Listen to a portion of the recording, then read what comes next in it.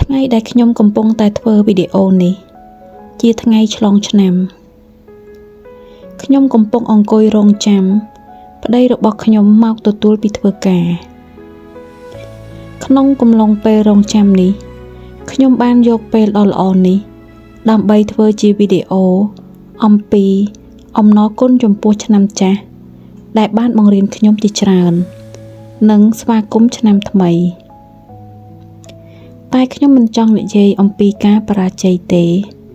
ខ្ញុំចង់និយាយអំពីតែអំណរគុណឆ្នាំនេះខ្ញុំធ្លាប់ឈឺចាប់ធ្លាប់បាត់បង់ទំនុកចិត្តធ្លាប់យំដោយសារបំណុលនិងបញ្ហាជីវិតតែបើគ្មានឆ្នាំនេះខ្ញុំមិនដឹងថាខ្ញុំខ្លាំងបានដល់កម្រិតនេះទេឆ្នាំចាស់មិនបានយកអ្វីពីខ្ញុំទេតែបានផ្ដល់មេរៀនផ្ដល់បទពិសោធន៍និងផ្ដល់កម្លាំងចិត្តឆ្នាំថ្មីខ្ញុំមិនសន្យា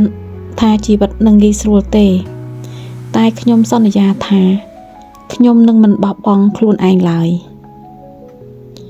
អរគុណឆ្នាំចាស់ស្វាគមន៍ឆ្នាំថ្មីឆ្នាំ2026និងអរគុណអ្នកទាំងអស់គ្នាដែលនៅជាមួយ Voice of Experience សូមអរគុណសូមព្រះប្រទានពរ